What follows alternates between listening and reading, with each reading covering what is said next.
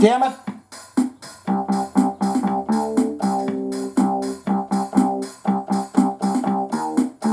There we go.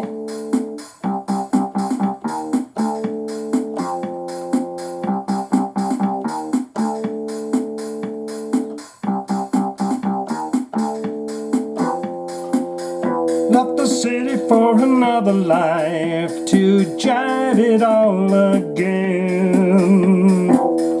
All I wanted was the solitude and time to jive alone. Jiving quiet seems the only way, but I guess that I was wrong. Now I jive with gun in hand. I should have jived it all along. I don't need to know what's right. All I know is I've got to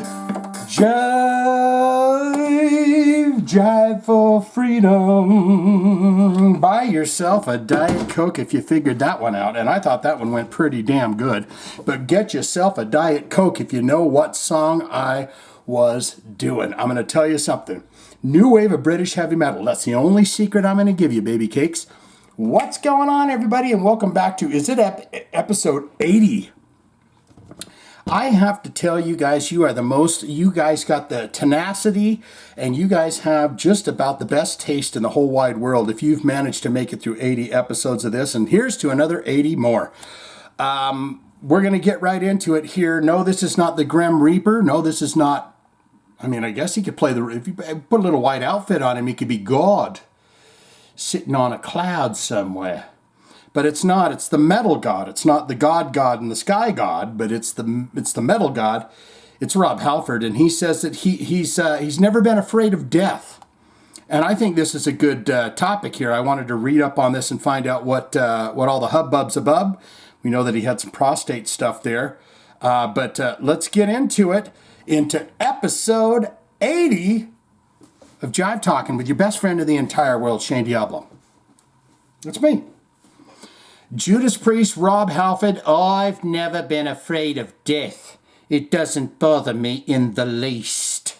And boy, that is a great way to go about life. I want to say at my tender age of 50 that, the brain matures and stuff. So by the time you start to get up there into your 80s or whatever, you're going, yeah, it can be over soon. It's not, I mean, it technically is the end of the world, but, let's get into it. In a new interview with, the prestigious Metal Hammer magazine, Judas Priest singer Rob Halford, who battled prostate cancer during the pandemic, said that he's come to terms with his own mortality. Over the last few weeks, I've been thinking about this. I'm 72 years this year. And I realized quickly that 72 isn't that far from 80, especially when so much of our world revolves around 3-year cycles that come up around albums. Oh, that's a good point he's making there. That the rock bands live in those 3-year cycles. So honestly, I've only got a couple of those cycles left. You really have to think about how you can cope with that reality. That's some good advice. I've never been afraid of death. It doesn't bother me in the least. But what I do have to find peace with is that being able to do the thing I love will come to an end. And that does make you want to live forever. Yes, indeed. We're going to get into some stuff here, guys, because I think, I got some older gents that are paying attention. And, I've got all types of people here that have prostates, okay? And they need to get that shit looked at. Do the thing that you got to do. Go to South America, right? Is that where Steve Bernard went and got his prostate exam? Halford discussed his decision to go public with the battle with prostate cancer during an appearance on the July 2022 episode of this is weird to me, Prostate Cancer Uncensored podcast. Asked by podcast host, Twisted Sister guitarist J.J. French, a fellow prostate cancer survivor, when he got diagnosed by the disease, Halford said, "My PSA, prostate-specific antigen, levels were starting to get elevated many, many years before I finally had a checkup with my doctor. And he took the blood test and he goes, man, these numbers are really high. I'm going to take you to my guy. I want to say it was close to 10 years ago. Oh, this is back to Rob Halford. I want to say it was about close to 10 years ago when my PSA levels were starting to get elevated. I was living in San Diego, the beautiful San Diego, California, where the Red Hot Chili Peppers like to have lots of fun out there. And my doctor there, he as well as said, Rob, we need to keep an eye on this. I don't like the look of these numbers. Can you come in and see me, and we'll run some tests? So this is on the eve of a big world tour, so what do you do? Yeah, Doc, I'll just get this tour completed and I'll come and see you. So, as you know, Jay, he's talking to JJ French. So, as you know, Jay, when we go on these world tours, they can take a year, 2 years, 3 years to complete. So, through that whole touring process, I never got that follow-up that I needed to get done. And let me quickly say that it's a guy thing, right? It's a guy thing, he noted. I'm 70, okay, everyone listen up. If you got a prostate, listen up. I'm a 70-year-old metalhead. I come from a generation when men, we didn't talk about these kinds of things. We never really talk about our health. We always found it difficult to open up emotionally, let alone anything else. So on top of all these things that I was dealing with on the road and having a great time, I knew this was lurking in the back of me mind. Anyway, so we're talking what? About 3 years back now, maybe, I see my new doctor in Phoenix. He lives in Phoenix, Arizona. He runs the test again and he goes, I've got to get you in to see my guy. And that's when the incredible journey started for me to battle this prostate cancer. Regarding how he processed his prostate cancer diagnosis and whether he chose to keep it to himself for a long time before sharing it with those closest to him, he said, I'm gay. We gays, we throw it out. That might sound a little bit odd, but part of my personality and my sexual identity has just given me this. I don't hold anything back. And part of my sobriety is living your day in the most truthful and honest way that you see fit for yourself. Sure, if you don't want to share some things, you don't have to. But I look upon this whole experience as something that I really wanted to put out. Having said that, we did keep a lid on it for the band, for the business side of things, until the appropriate moment came along for me to discuss it. So there you have that. Just check in on it, man. It's not that one thing is about going in for the colonoscopy is that, man, it's like an oil change. It's literally like a car oil change. You get in there, you sit down, they say, Shane, come back. You go back there. And the first thing they do is they you get down into the gown, but then they come in and they plug you with something, right? And as soon as they plug you with something, you don't even care if the flap's open in the back. You'll have your ass hanging, because you roll out of that room down the hall to the place, and you climb right up on the thing. The doctor's there, they got the masks on, your anesthesiologist, he's going to say, hello, my name's Brian, and I'll be your bartender today. But you just get up on there, and then he's like, are you comfortable? And it's like, well, as comfortable as I'm going to get, because you got to be on your side there. Next thing I know, I'm in the wake-up room. And it was like, I come rolling out of there. People are like, what's that? It's done? It's like, yeah. So it's just good to double check on that stuff. You don't want to let that ride. Here's Stephen Pearcy. He likes to ride. He likes to slip and slide. He likes to do a lot of things. And he says, and I want to hear what he's got to say about this. RATT, and only a handful of other bands kickstarted early 1980 Sunset Strip scene. This is going to, if the big boys ain't in here, it's going to rustle some asses, right? People are going to get pissed off if they're not mentioned in the Sunset Strip scene. In a new interview with Katie Darrell of Access TV, RATT singer Stephen Pearcy reflected on the period in the early 1980s when a new musical genre was germinating like a disgusting disease in Hollywood, California's Sunset Strip. Glam metal, which would soon take over the clubs in Los Angeles and charts across America. This is him. There were only a few bands that literally kick-started that whole scene, Stephen said as transcribed. First, blame it on Van Halen, who I met in 78, because in 1978 I had the opportunity to meet him and become friends, and blah, blah, blah, blah, Eddie Van Halen, David Lee Roth, blah, blah, blah, and I watched what went down. So Y&T was probably there. Van Halen, Y&T. And I was more than prepared to go to LA in 1980 and take over. And Robin Crosby and I, along with Nikki Sixx and Tommy Lee and Vince Neil from Motley Crue, we had a street gang called the Sucky Boys. No, called the Gladiators. You could come up with something better than that. That sounds like something Vince would have come up with. Let's be the Gladiators. Right? Come up with something better than that, the Gladiators. It should be called the Hairpins, right? Because you rat your hair up and all that. You call the Hairpins. There were only a handful of bands, and believe it or not, it was Rock's Regime, that would be Stryper, before they turned... Oh, look what he says here.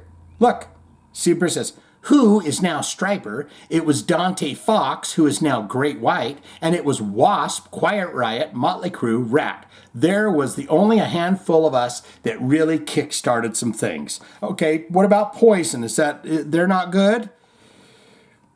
You know, they were in the Decline of the Western Civilization Part 2, the metal years. They talked to them quite a bit in there. You're going to leave them out? And Bret Michaels is too nice of a fella to even say anything about this. He's not going to get on Twitter and go, that Stephen Pearcy's a real butthole because we were there too. He's not. He's just going to say, oh, whatever, man. Just give him something to believe in. Pearcy is currently promoting the Atlantic years, 1984 to 1991, a new limited edition box set from BMG in partnership with Rhino Entertainment, celebrating RATT's massive successful period, where all 5 of their studio albums were certified gold, platinum, or multi-platinum. Due on June 9th, the LP set features all 5 albums remastered on 180-gram black vinyl. Rare, Nobody Rides for Free 7-inch single, 1-page replica tour book featuring rare and never-before-seen photos from RATT's personal archives, 11x17 wanted poster, bumper stickers, replica backstage pass, a guitar pick. Is it, whose pick is it? I mean, you could, I'm good with either, right? You're good with either one of them. In a custom lift-top box, the CD set features all 5 of those studio albums in a side-loading box. And all albums feature the classic RATT lineup. Stephen Pearcy vocal, Warren D. Martini guitar, Robin Crosby guitar, Juan Crucier bass and vocal, and Bobby the Blot Man Blotzer on the drums. Formed in Los Angeles, RATT was featured as an unsigned act on Uncle Joe Benson's local Licks Drive Time. It's a show on KLOS FM. This was the first time on radio and led to their signing to Atlantic Records. RATT exploded onto the national scene in 1984 with the release of Out of the Cellar. That's when I said, whoa. That video with that old guy that's got like the longest ding-dong in the world. What's his name? I can't remember his name. That old guy that's in the video. Yeah, he's got the longest ding-dong in the world. Is that his name? What's his name? Marty Mick? I can't remember his name. He's an old-time comedian. And he was in that video and everyone thought it was great. 2 more charting singles from Back for More and Wanted Man. RATT started, that was a kicking record, right? RATT started the tour as an opening act, but ended that tour and had climbed to the arena headliner. There you go. What was the name of it? Round and Round. I was like, what? I couldn't remember the name of the song. Yeah. Round and Round hit number 12 on the Billboard Hot 100.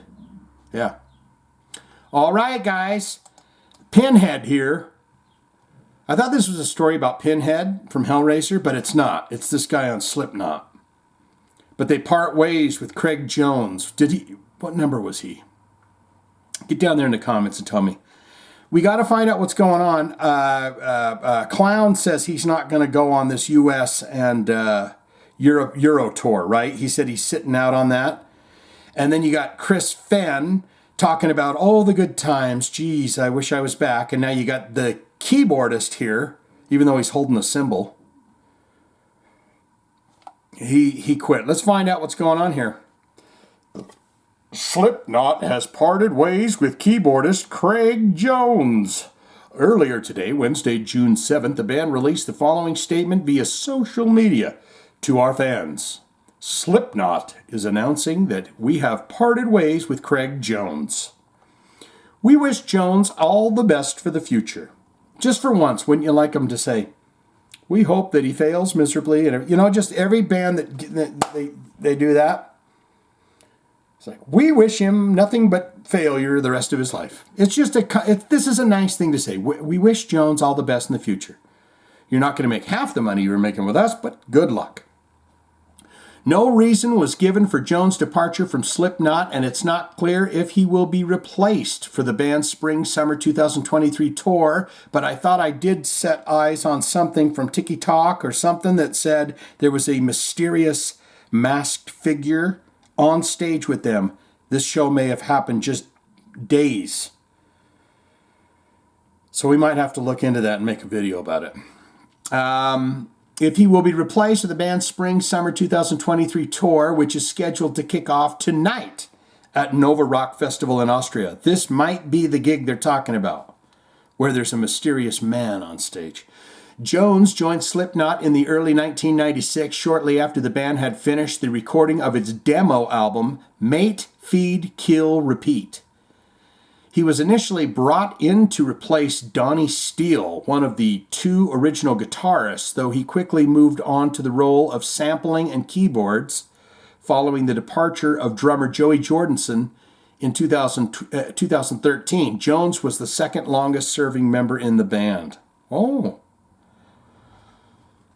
More than a decade ago, Slipknot singer Corey Taylor was asked why Jones never speaks publicly. Corey said, "There are several joke answers I can give you, and one of which is that he's an android. Another one of which is he's secretly a serial killer, which we all call him, like, you're just a killer, dude." And he just goes, nods yes. Huh. And he doesn't say a damn word. The honest answer is that's just the way he is. I mean, I'm talking about a dude who I knew before Slipknot was even a band, you know? We used to go to Rocky Horror Picture Show naked together. No, not him. Back in the day, he would come out. He wasn't really a part of the crowd that I ran with, but he knew people that I was friends with, and we would just show up, and he'd just kind of sit at the table, you know? And it was like 2 years before we actually had a conversation. I'm talking about a cat I sat at the same table with. I can't even remember if I ever just looked at him and said, "Do you say anything?" You just knew he wasn't going to say a damn thing. But when he did talk, it was beautiful. It sounded like Aaron Neville.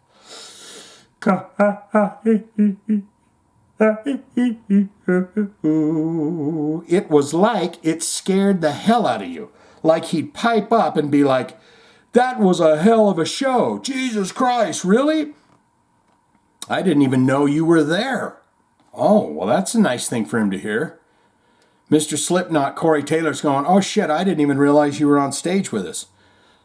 All right, that's just basically because he doesn't say anything. So what you're saying here is Craig Jones doesn't say anything. There's a reason we call him the killer, because you never know when he's going to come. There's a reason we call him the killer, because you never know when he's going to come. So you're just like, God, I can just feel his presence.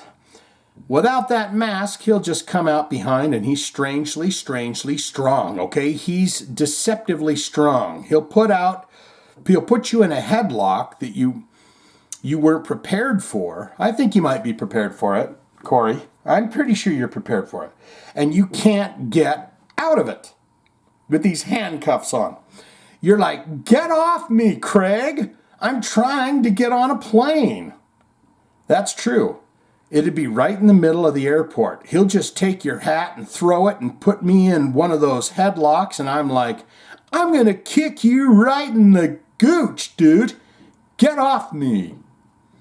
So yeah, there's no real reason that he doesn't talk. Earlier today, Slipknot announced that the percussionist, here you go, guys, breaking news. Earlier today, Slipknot announced that percussionist Sean Clown Crahan, is that how you say that? Crayons? Would sit out some of the band's upcoming tour dates so that he can stay home to support his wife through some health issues. So there you have that. Let's look into this little bucket of bolts and juice here. Look at this meat pie. This is Wolfgang Van Halen's big old meat pie. He's got his black t-shirt on and his jeans and stuff. And he ripped some Van Halen at that Taylor Hawkins thing. I wanted to see what he had to say here. He's got that rock band Mammoth WVH. Says Wolfgang Van Halen on playing Van Halen songs at Taylor Hawkins tribute concert. I was nervous as hell. Wolfgang Van Halen says that he was nervous as hell performing his late father's songs at the last year's Taylor Hawkins tribute concert. The son of Eddie Van Halen played 3 Van Halen songs, On Fire, Hot for Teacher, and Panama, over the course of 2 concerts in September alongside Dave, the David Man Grohl on bass, Josh Freese, who is the new drummer for Foo Fighters, on drums, and the wacky and wild, the Darkness singer, Justin Hawkins rides again, right? And he just got out there and was going in his little spandex outfit, and he was going for it. Wolfgang reflected on the Taylor Hawkins tribute concert in a new interview with Rock Sound conducted at the weekend's Download Festival in the United Kingdom. He said, as transcribed by Blabbermouth, oh man, I was nervous as hell. Taking away any emotion, weight to it all, just performing with 3 musicians who I've loved my entire life and looked up to was crazy. But then you add the emotional weight of it all for Taylor. It was probably one of the only few times I'd ever really play any song like that for pop and for Taylor.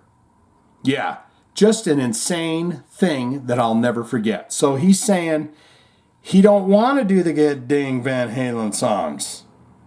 And he says he'll do them for his pop and he'll do them for Taylor, but that's it. Wolfgang previously talked about his participation in the Taylor Hawkins tribute concert this past March in an interview with Pablo of the Minneapolis, Minnesota radio station 93X. Asked if it was easy or hard for him to play Van Halen songs under those circumstances, Wolfgang said, more difficult, just emotionally.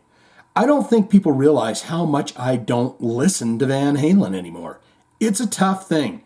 It's a tough subject. But it felt like the right thing to do in that moment. Taylor would have been really stoked.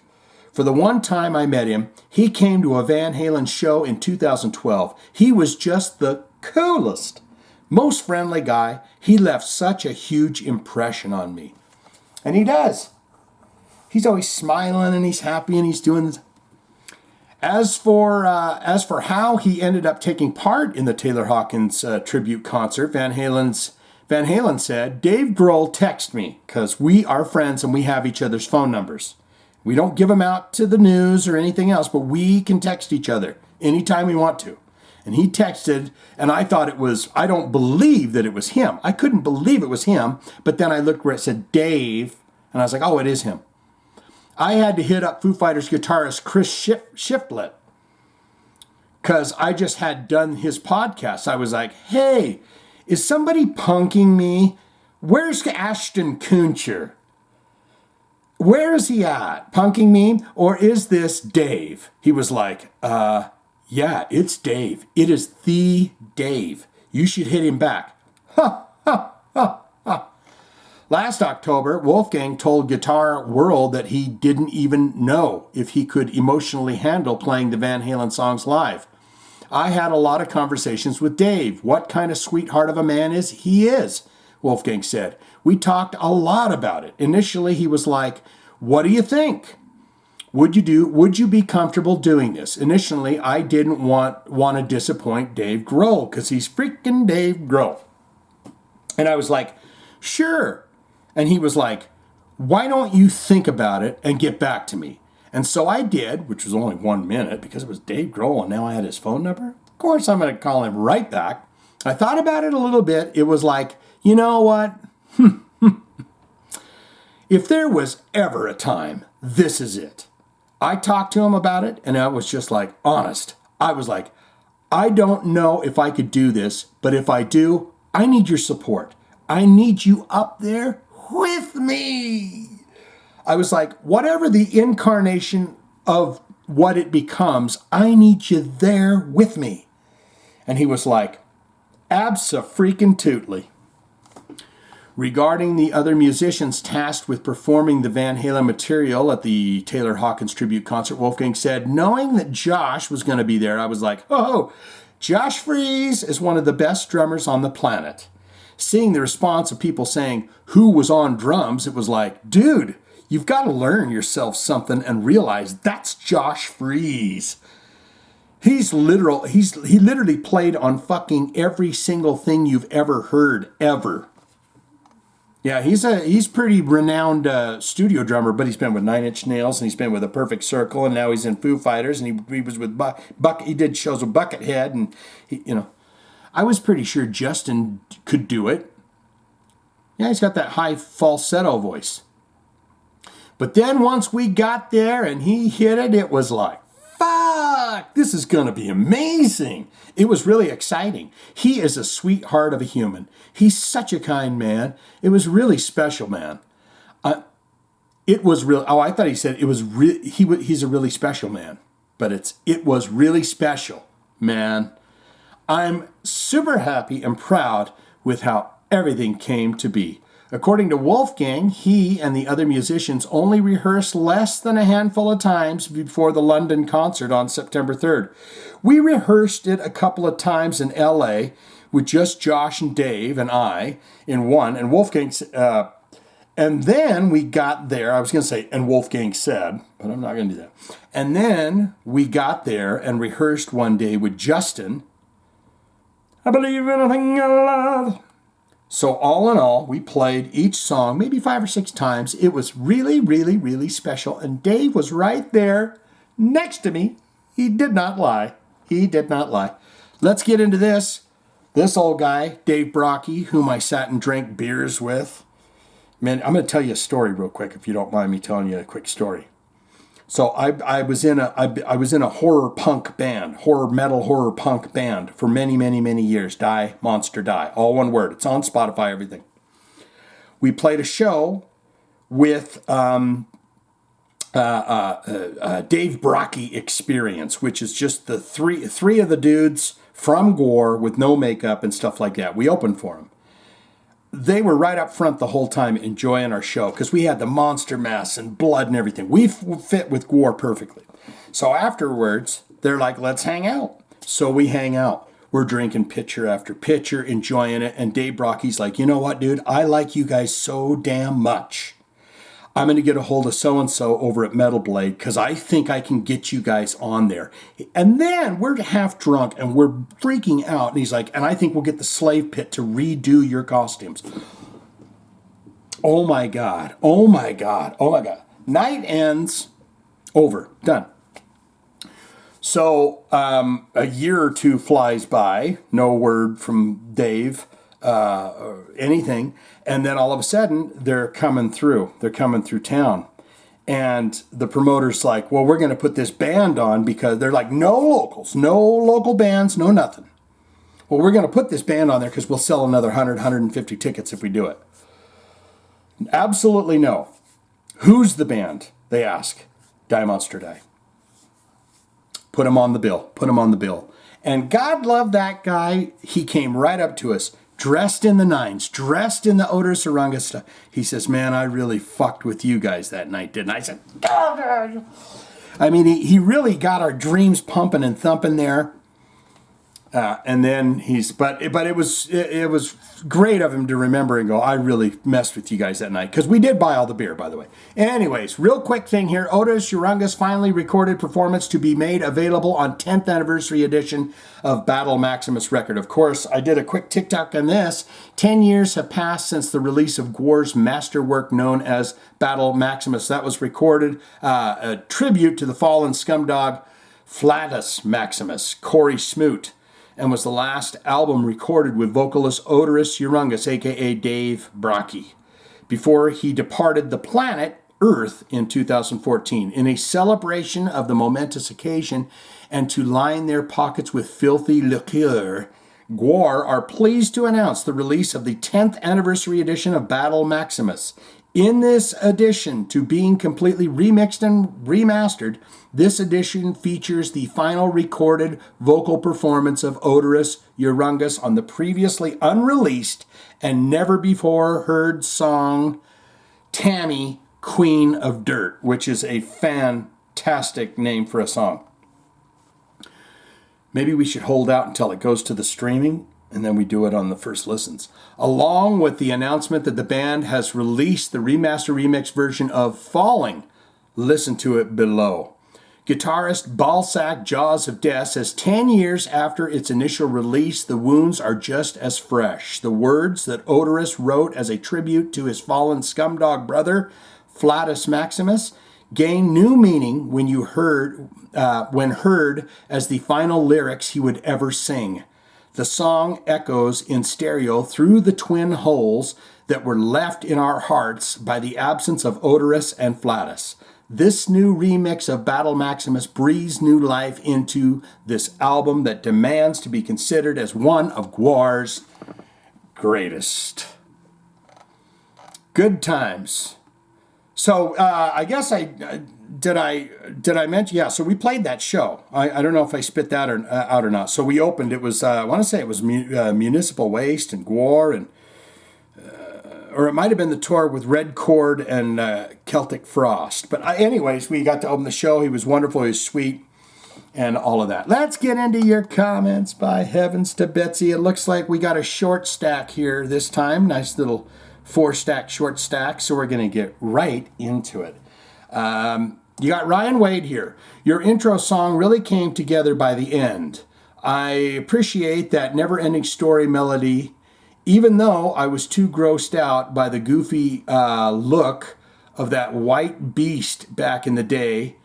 That was Trafalgar to ever watch it. You were scared of what's his freaking name? One of the dudes in Birthday Massacres named him. I can't remember. Anyways, the big dog. You're scared of that? Don't be scared of that. Come on.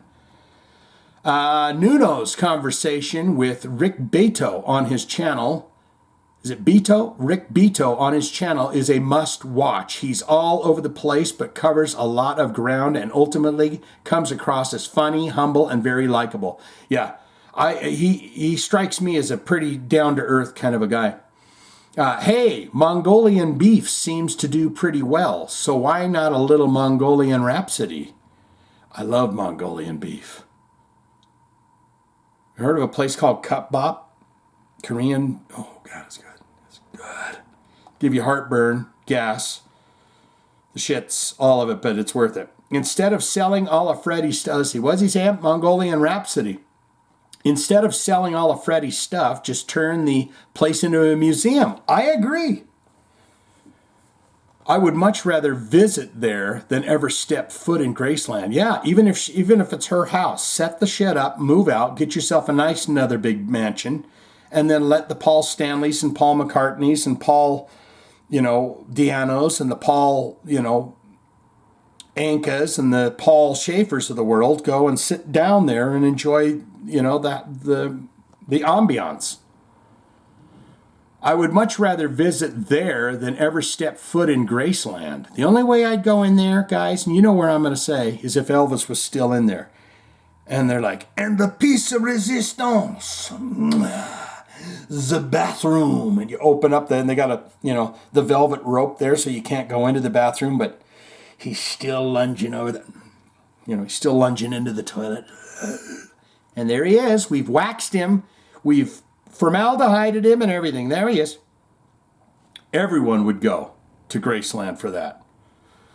I was one of the arms folded, eye rolling kids whenever someone plunked through Smoke on the Water or Iron Man in the basement or garage.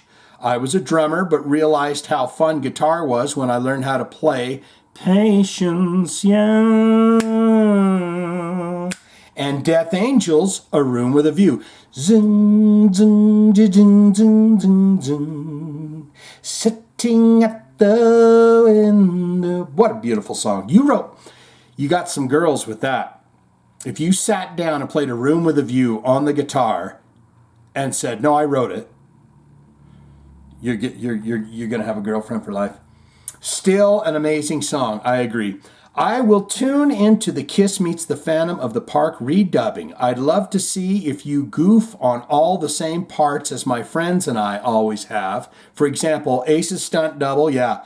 Peter's voice being replaced by, who was that guy? Yeah, by the voice of the Hanna-Barbera cartoon Devlin. Yeah, he did a ton of voices, because as soon as you hear that voice, you're like a kid watching that. I mean, I shit myself. This was appointment television for me. Mom, it's going to be on. Can I, Mom? And she's like, don't be a dickhead for the next 5 hours and we'll let you watch it. But yeah, as soon as that voice popped, Peter Criss's voice popped on, I was like, wait a minute. It's a fucking guy from the cartoons. My first crush was Michelle Pfeiffer in Grease 2. My best friend, that's his too. Elizabeth was certainly pretty, but I always felt she was personalityless or vapid. So I wasn't interested. I almost skipped that line. Heather Thomas, on the other hand, Heather Thomas. How weird was that? Wasn't Heather Locklear and Heather Thomas looked like really close? I was always a Heather Thomas. Oh, she was in $1 Million Man, $6 Million Man. He's got a hubba here for Heather Thomas. You're right, bro. Still Ryan here coming in. Skinless used the Squeal Like a Pig sample on their first release, a fan fave. There's a name I haven't heard in a while. Skinless. Were they kind of industrial? There's Your Heart. They got a bit of a, am I thinking Skin Lab? You've got Mike Buchanan coming in here. It says, this week's movies that are bad, but we love them anyways, is The Stuff, 1985. I've watched that movie probably 50 times. It is absolutely fantastic, and I forget his name, but the actor in there, he's great in everything he does. But here's his thing. It's smooth and creamy. It's delicious. It's filling. It's taking the country by storm, and it kills. It's The Stuff. In order to save their failing business, an ice cream industry saboteur and a junk food mogul attempt to uncover the manufacturing secrets of the stuff. They soon discover the horrifying truth about the stuff, that it is a living and all-consuming parasite that turns its hosts into walking zombies. Go check it out. And the good news is, folks, if you've got a smart TV that can get the little apps on it, you get Tubi. If you can handle commercials, it's on there. I've watched it. Mike Buchanan coming in on Nuno. Nuno, what's there to say? He's Nuno. Great guy and a fabulous guitarist. Still patiently waiting for a new album to drop from Extreme. I thought it dropped already. Rise. Guess everyone is reflecting back on the beginning of their bands nowadays. That's probably due to everyone aging.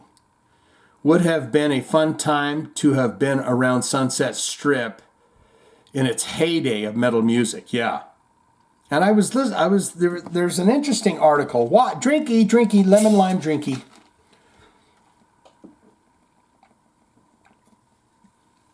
I saw some documentary I wanted to look at. It was basically saying, technically, 3 of the big 4 thrash bands, they're not from the Bay Area. Of course, Anthrax isn't, but Slayer and Metallica were down in Los Angeles, but they couldn't play anywhere because all the hair metals, right? Or no one was going because they're like, this crap is crap, man. It's giving my ears a ring. Freddie, R.I.P. will never be forgotten. I hope there should have been a period there. Ha ha ha ha ha. Read what Miss Althea wrote about Roger Glover, and now I can't stop unseeing that. And I'm done.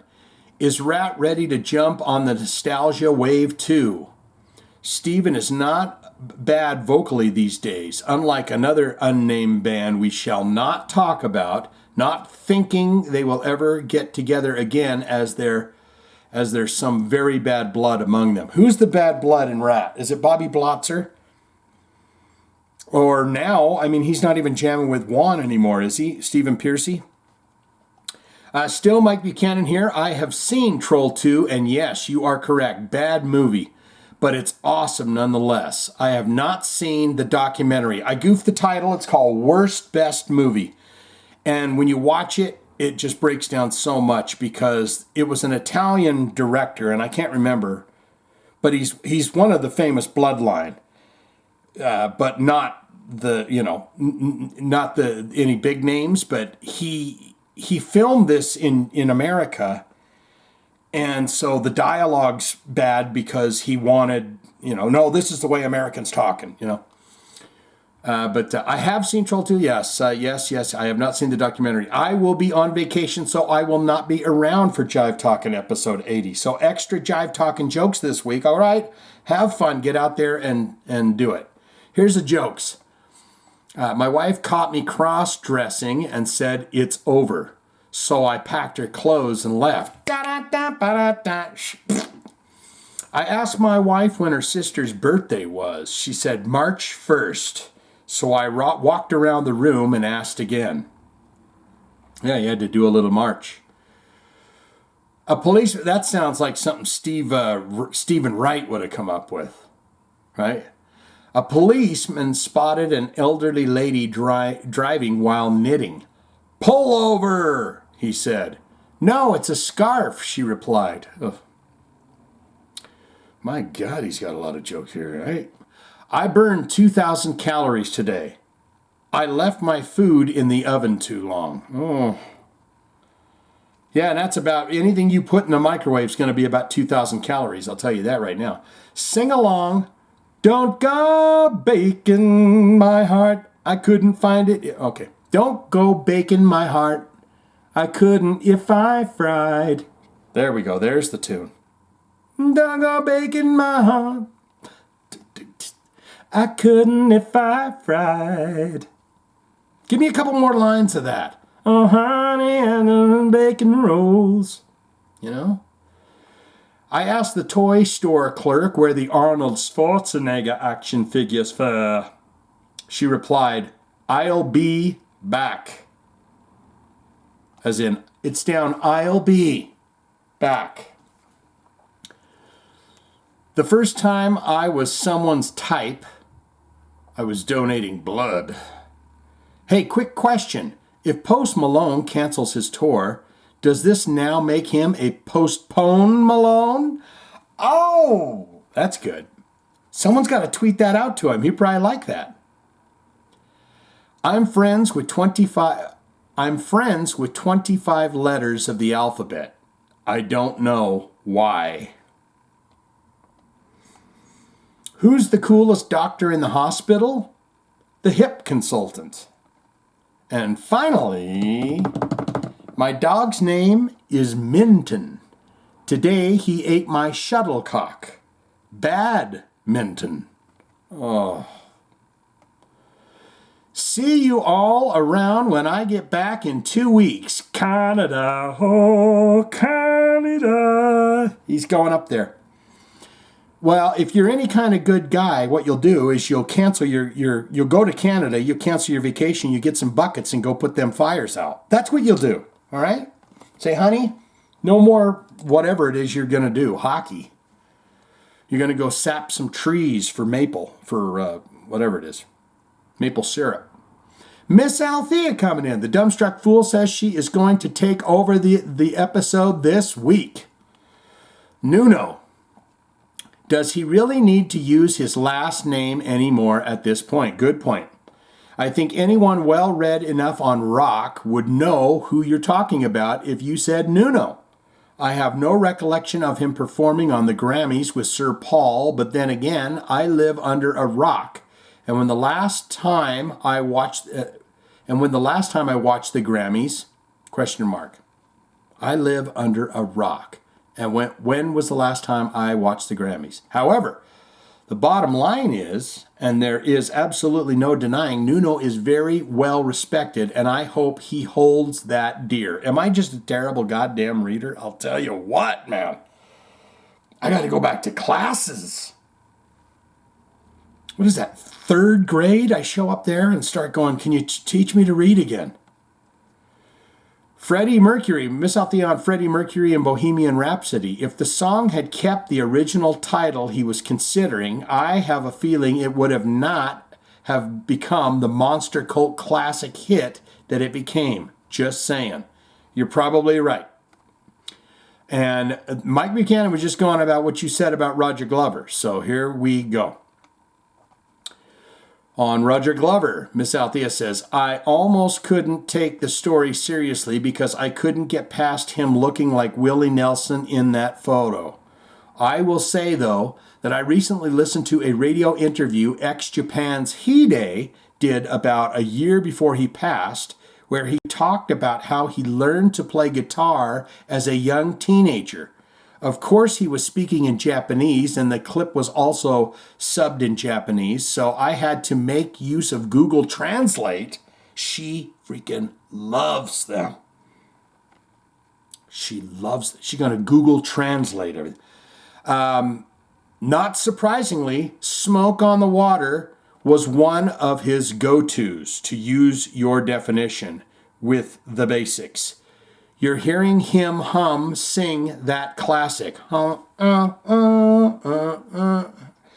Unmistakable riff was absolutely adorable. Rest in peace, dear Hide-chan. Hide-chan. And a round bonus points to you just for mentioning Simon Le Bon. Yes.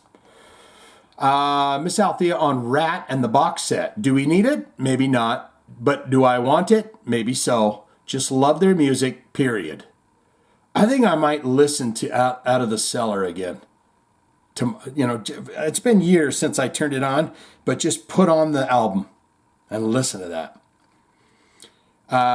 Mike B's pregnant Barbie joke really wasn't ... in the early 2000s. Mattel, okay.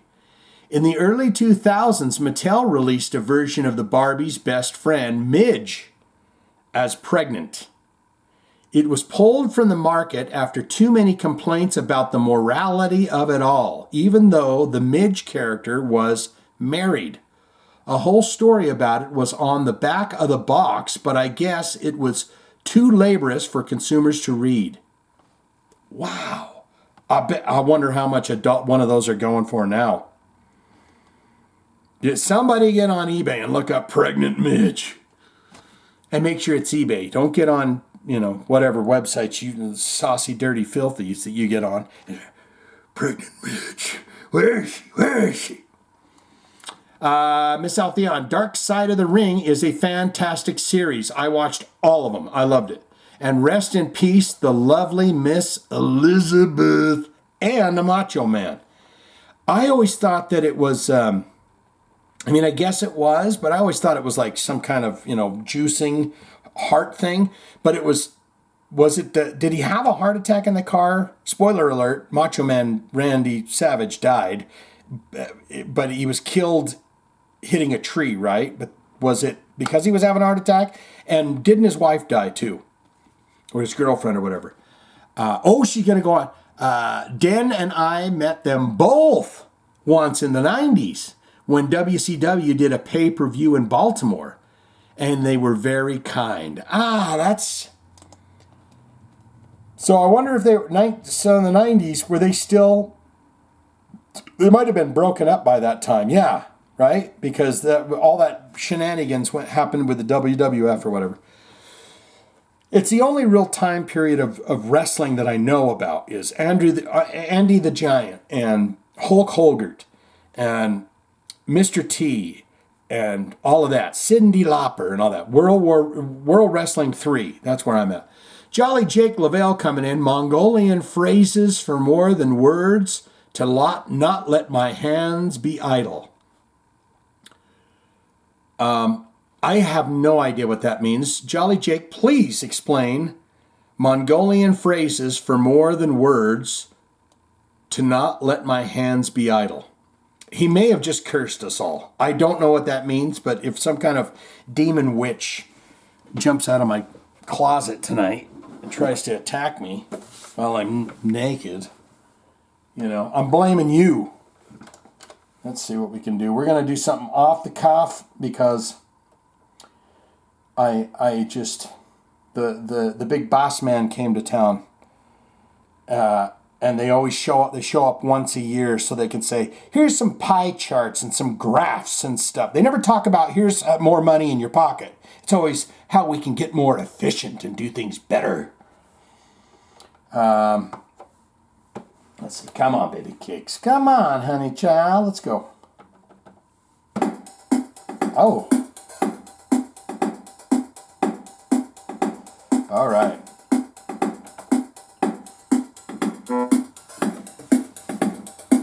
What is that song that's coming to me from the 80s?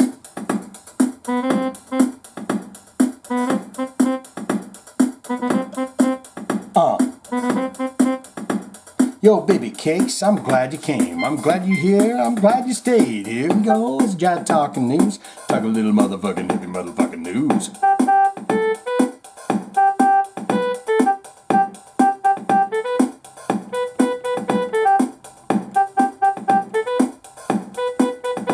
Sometimes I get so damn good, then it falls apart. Jive Talkin with your motherfucking friend Shane D.